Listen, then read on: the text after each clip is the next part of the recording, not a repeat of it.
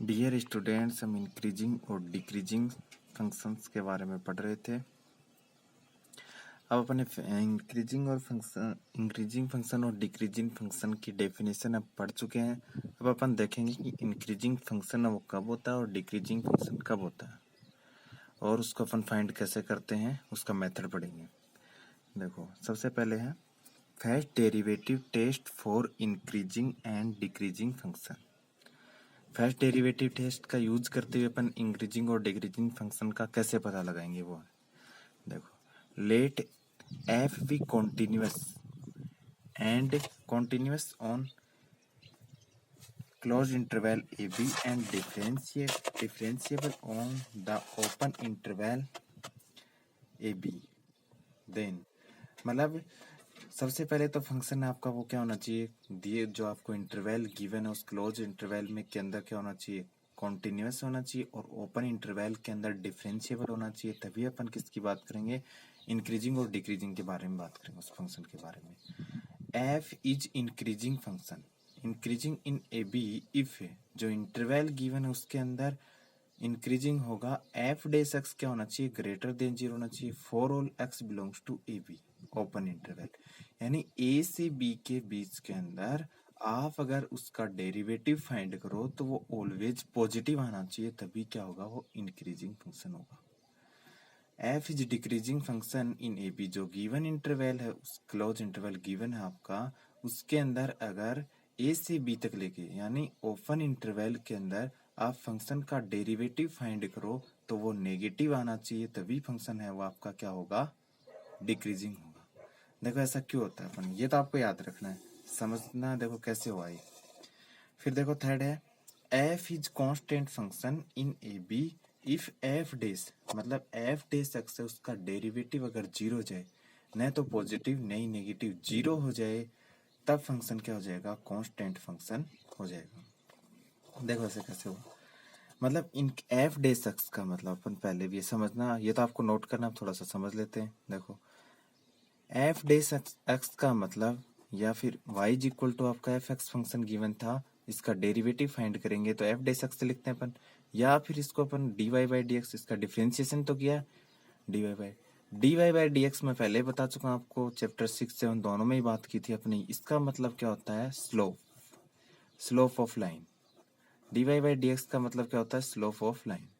इसका मतलब क्या हुआ, अगर फंक्शन आपका इंक्रीजिंग कब होगा, अगर गिवन फंक्शन है और उस पे आप टेंजेंट बनाते हो तो उसका स्लोप ऑलवेज क्या आना चाहिए, positive. F dash X positive आने का मतलब, D Y by D X positive आने का मतलब क्या है, उसका स्लोप ऑलवेज क्या आएगा, पॉजिटिव, तब फंक्शन इंक्रीजिंग होगा। अगर स्लोप आपका नेगेटिव आता है, किसी भी मतलब टेंजेंट बनाते हो आप लाइन, जो आपका गिवन कर्व है उसके ऊपर टेंजेंट बनाते हो और उसका स्लोप नेगेटिव आ जाता है, तब ऑलवेज नेगेटिव आना चाहिए, तब ऐसा फंक्शन ऑलवेज क्या होगा, डिक्रीजिंग होगा। अगर स्लोप है वो 0 आ जाता है, तब वो फंक्शन क्या होगा, कांस्टेंट होगा। देखो तीनों को समझाता हूँ आपको। सबसे पहले तो क्या लिखा था अपन, इंक्रीजिंग। अब देखो ग्राफ से बनाते हैं, ये कैसे बना, मतलब फर्स्ट डेरिवेटिव टेस्ट आपको देखो समझना है ओनली, ये नोट नहीं करना। देखो मतलब ये ऐसे कोई ग्राफ है, मतलब इंक्रीजिंग फंक्शन का मतलब ये ऐसे तो होता है, ऐसे हो सकता है, या फिर आपका ग्राफ है मतलब ऐसे जा रहा हो कोई फंक्शन, तो भी वो इंक्रीजिंग है, लगातार इंक्रीज हो रहा है। अब यहाँ पे इस पे आप पॉइंट लो और ये स्लोप बनाओ, टेंजेंट बनाओ, टेंजेंट बनाओगे तो ऐसे बनेगा, यहाँ से बनाओगे तो ऐसे बन जाएगा, यहाँ से बनाओगे तो इनका स्लोप देखो, ये जो भी मतलब एक लाइन बना रहा हूँ मैं, ये देखो जैसे कि इन पे जो भी कोई लाइन बनाओगे आप, मतलब ये आपने मतलब ये आपका कर्व था और इस पे ये टेंजेंट बनाई मैंने ये रेड कलर में, और ये एंगल बना रही है, तो ये एंगल जो भी बनाएगा वो हमेशा क्या बनेगा, एक्यूट एंगल, 90 डिग्री से छोटा एंगल बनाएगा। और slope m is equal to अपन क्या लिखते हैं, 11th क्लास में पढ़ा था, टेन थीटा, और मतलब ये 90 से छोटा एंगल बनेगा, चाहे कहीं पे भी आप टेंजेंट बनाओ, तो M is equal to tan theta, और फर्स्ट क्वाड्रेंट में टेन थीटा ऑलवेज क्या होता है, पॉजिटिव होता है। इसका मतलब स्लोप आपका क्या आएगा, पॉजिटिव आएगा, क्योंकि 90 डिग्री से छोटा एंगल बनाएगा ऑलवेज।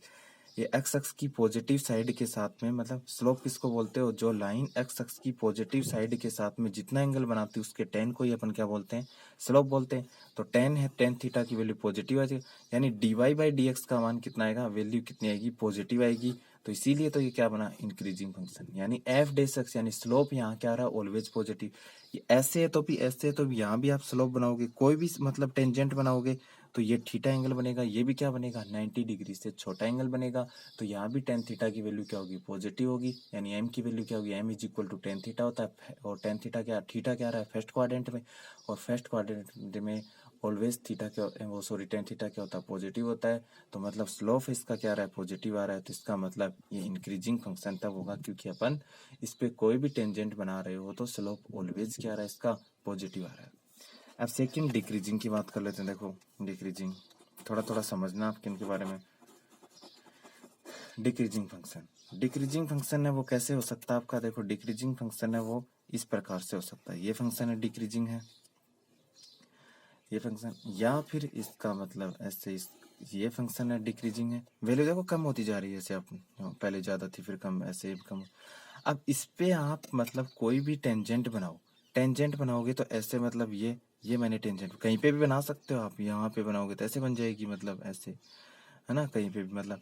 तो एक्स अक्ष के साथ में पॉजिटिव डायरेक्शन के साथ में जो एंगल बनेगा वो 90 से तो अबोव बनेगा, यानी सेकंड क्वाड्रेंट में बनेगा। 180 से छोटा बन रहा है और 90 से अबोव से यहाँ बना रहे हो। अगर फर्स्ट क्वाड्रेंट में अपन इसका कर्व ले, ग्राफ लें इसका, तो 90 से अबोव बन रहा है 180, यानी सेकंड क्वाड्रेंट में। और सेकंड और एम इज इक्वल टू क्या होता है, टेन थीटा, और सेकंड क्वाड्रेंट में टेन थीटा क्या होता है, नेगेटिव, इसलिए इसका स्लोप क्या आएगा, नेगेटिव आएगा।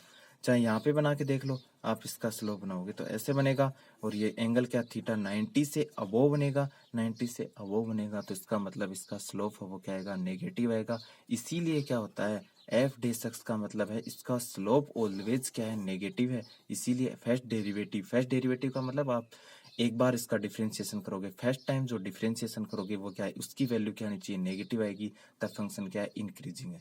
तो यहाँ से समझ गए होंगे आप, इसमें थीटा फर्स्ट क्वाड्रेंट में आता था, इसमें सेकंड क्वाड्रेंट में, तो इसलिए पॉजिटिव आया, इसलिए नेगेटिव। अब थर्ड, कांस्टेंट फंक्शन कब होता है, देखो कांस्टेंट फंक्शन मतलब ऑलवेज वैल्यू एक जैसी आनी चाहिए। देखो F dash X is equal to zero, मतलब स्लोप की वैल्यू जीरो।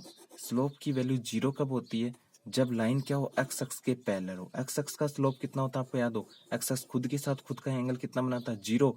तो M is equal to tan zero, tan zero की वैल्यू कितनी होती है, जीरो ही होती है।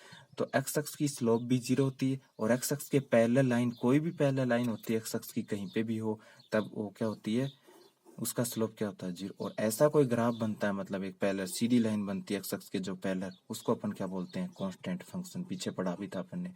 यानी एक्स की वैल्यू चाहे कुछ भी पुट करो आप, फंक्शन की वैल्यू क्या आएगी आपके पास में, कांस्टेंट आएगी। तो मतलब एफ डे एक्स जीरो हो गया, इसका मतलब क्या हुआ, इसका स्लोप जीरो हो गया। स्लोप जीरो होने का मतलब ये लाइन क्या है, एक्स अक्ष के पैरेलल है, इसका मतलब क्या हुआ, इसका स्लोप जीरो है, तो मतलब ये क्या हो जाएगा, कांस्टेंट फंक्शन। तो तीनों बात समझ गए होंगे आप। तो ऐसे मतलब ये था मतलब। अब देखो वर्किंग प्रोसेस या फिर मेथड कैसे सोल्व करते हैं, फर्स्ट डेरिवेटिव टेस्ट से अपन कैसे सोल्व करते हैं, इंक्रीजिंग फंक्शन कैसे फाइंड करेंगे, इंटरवल कौन सा इंटरवल मतलब इंक्रीजिंग फंक्शन कब है और डिक्रीजिंग कब है। देखो सबसे पहले फाइंड एफ डेस, सबसे पहले टू फाइंड एफ डे सक्स, सबसे पहले आप क्या फाइंड करोगे, एफ डे सक्स, यानी उसका फर्स्ट डेरिवेटिव फाइंड करोगे। फिर F dash X is equal to zero put कर दोगे। F dash X is equal to zero put करने का मतलब आप जीरो पुट करोगे। जैसे कोई फंक्शन आपके पास में, अपने पास में देखो ये कोई फंक्शन है, जैसे कि एक्स स्क्वायर प्लस एक्स या माइनस टू एक्स मान लो, ये कोई फंक्शन है, ये एफ एक्स है। तो सबसे पहले इसका क्या फाइंड करोगे आप, डेरिवेटिव फाइंड कर लोगे एफ डे सक्स, तो क्या हो जाएगा, टू एक्स माइनस वन। फिर एफ डे सक्स के is equal to zero put करोगे, इसके इक्वल टू क्या करोगे, जीरो, और यहां से एक्स की वैल्यू पुट, एक्स की वैल्यू फाइंड करोगे तो two X is equal to one हो जाएगा, और X is equal to one by two हो जाएगा। ऐसे वैल्यू फाइंड कर लेंगे। मतलब यहाँ पे तो एक ही वैल्यू फाइंड किया अपन एक्स की, अब ज्यादा भी वैल्यू फाइंड हो सकती है यहाँ। तो ये तो मतलब टू डिग्री का पॉलिनोमियल था आपके पास में, तो एफ डे एक्स वो 1 डिग्री का बन गया, तो एक्स की वैल्यू 1 ही फाइंड होगी। अगर एफ एक्स 3 डिग्री का पॉलिनोमियल होता और उसमें मतलब एफ डे एक्स वो 2 डिग्री का बन जाता, तो एक्स की वैल्यू 2 फाइंड होती। तो मतलब ऐसे फिर एक्स की वैल्यू फाइंड कर लोगे आप, F dash is equal to zero put करके एफ एक्स की वैल्यूज फाइंड कर लोगे। एक आ सकती, दो तीन कितनी भी आएंगी, वो सब अल्फा 1 अल्फा 2 अल्फा 3। अब अल्फा 1 अल्फा 2 अल्फा 3 को बोलते हैं एक्सट्रीम पॉइंट बोलते हैं, एक्सट्रीम पॉइंट बोलते हैं, क्योंकि इनके ऊपर जो फंक्शन होता है वो आपको थोड़ा डेफिनेशन चेंज करता है, मतलब वैल्यू चेंज करेगा, इसलिए इनको क्या बोलते हैं, एक्सट्रीम पॉइंट्स बोलते हैं। मतलब फिर देखो floating extreme points on number line, इनको आप सीक्वेंस के हिसाब से, इधर तो नेगेटिव इन्फिनिटी होता है, इधर पॉजिटिव इन्फिनिटी, नंबर लाइन के ऊपर प्लॉट कर देते हैं। नंबर लाइन के ऊपर प्लॉट करने के बाद में find positive and negative interval, इसमें से इंटरवल का पता करते हैं कि कहाँ पे पॉजिटिव वैल्यू है, कहाँ नेगेटिव, यहाँ पॉजिटिव हो रही, यहाँ नेगेटिव, है ना। By wave curve method, wave curve method का क्या होता है, मतलब सपोज करो अल्फा 4 यहाँ पॉजिटिव हो गया और फिर अल्टरनेटिव होगा आपका, फिर यहाँ नेगेटिव, फिर यहाँ पॉजिटिव, ये क्वेश्चन करेंगे तब आपके समझ में आ जाएगा, यहाँ नेगेटिव फिर यहाँ पॉजिटिव अल्टरनेटिव, यानी वेव कर्व मेथड से एक बार पॉजिटिव एक बार नेगेटिव पॉजिटिव ऐसे होता है, इसीलिए इसको क्या बोलते हैं, वेव। अपन क्वेश्चन से समझेंगे इसको, वेव कर्व मेथड से इसको क्या, आप इंटरवल फाइंड कर लोगे, और जिस इंटरवल के अंदर एफ डेस एक्स आपका ग्रेटर देन 0 आ रहा है वहां पे तो क्या हो जाएगा, अभी भी पढ़ा था अपन ने, इंक्रीजिंग हो जाएगा, और जिस इंटरवल के अंदर फंक्शन के मतलब F dash x less than 0 आ रहा है वहां फंक्शन क्या हो जाएगा, आपका डिक्रीजिंग हो जाएगा।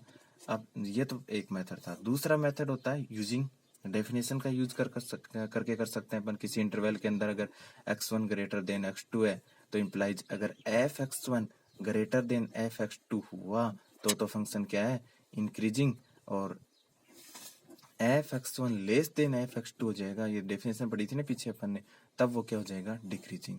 लेकिन अपन ज्यादातर क्वेश्चन फर्स्ट डेरिवेटिव टेस्ट से करेंगे। सबसे पहले अपन क्या करेंगे, इसका डिफरेंशिएशन फाइंड करेंगे, इक्वल टू 0 पुट करेंगे, फिर वहां से एक्स की वैल्यूज फाइंड यानी एक्सट्रीम पॉइंट फाइंड करेंगे, उनको नंबर लाइन पे प्लॉट करेंगे, नंबर लाइन पे प्लॉट करके अपन इंटरवल फाइंड करेंगे, पॉजिटिव इंटरवल कहाँ आ रहा है और नेगेटिव इंटरवल कहाँ आ रहा है, जहां जहां इंटरवल पॉजिटिव आ रहा है वहां फंक्शन क्या होगा आपका, इंक्रीजिंग होगा, और जहां इंटरवल नेगेटिव है वहां फंक्शन क्या हो जाएगा, डिक्रीजिंग फंक्शन हो जाएगा। इस प्रकार से आपका प्रोसेस है, अपन एग्जांपल सोल्व करते हैं, आप समझ जाओगे।